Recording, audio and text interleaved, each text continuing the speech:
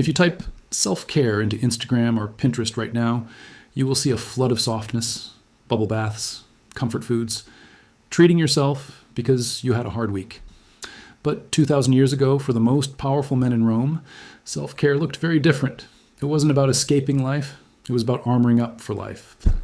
Marcus Aurelius didn't have the luxury of a mental health day.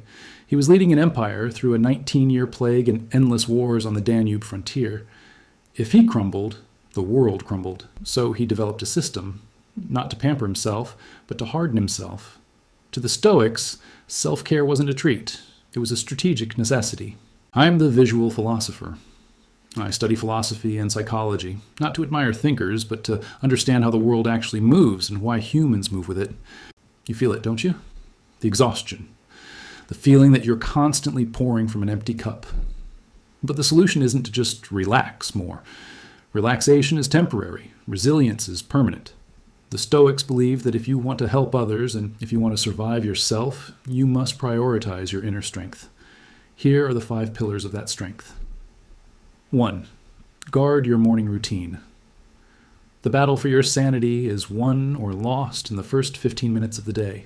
Most of us lose it immediately.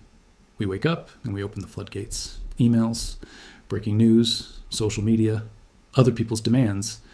You're letting the chaos of the world seize control of your mind before you've even put on your boots. Marcus Aurelius wrote that at dawn you must prepare your mind. He didn't wake up and check the Roman news. He woke up and rehearsed the day. He reminded himself, today I will meet people who are meddling, ungrateful, arrogant, and difficult. This isn't pessimism. This is armor.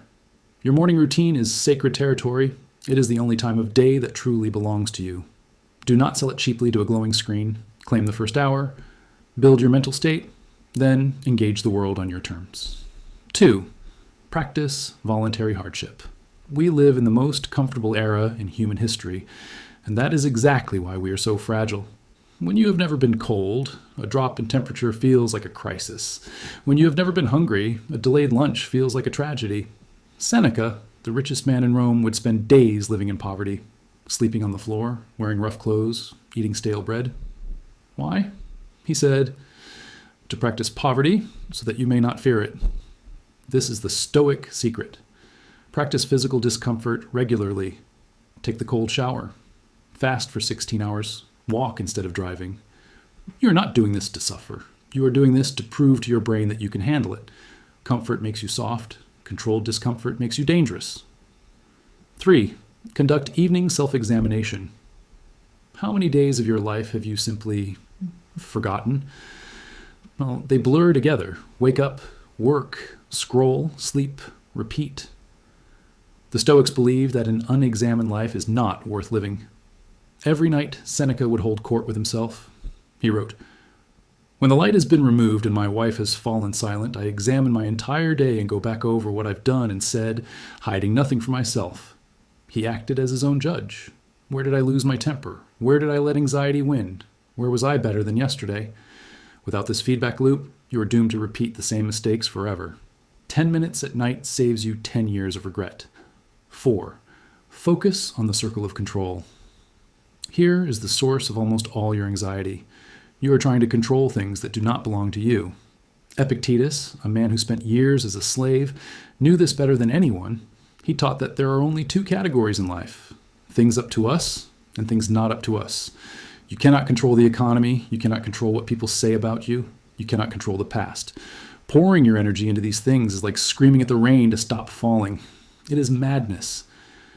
True self-care is the discipline of ignoring what you cannot change. Focus ruthlessly on your own actions, your own character, and your own response. Everything else, let it happen. 5. View obstacles as fuel. Finally, we come to the ultimate reframing. Modern self-care says, avoid stress, stay in your safe space. Stoicism says, use it. Marcus Aurelius wrote, "The impediment to action advances action. What stands in the way becomes the way." Think of a fire. If you throw a rock into a candle, the flame dies. But if you throw a heavy log into a bonfire, the fire engulfs it. It turns the obstacle into fuel. When life attacks you, and it will, do not pity yourself. See it as training. The difficult coworker, that is patience training. The financial loss, That is resilience training.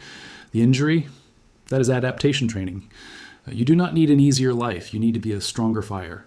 Which of these 5 rules do you struggle with the most? Comment it in the comment section. So, let's wrap this up. You can't pour from an empty cup.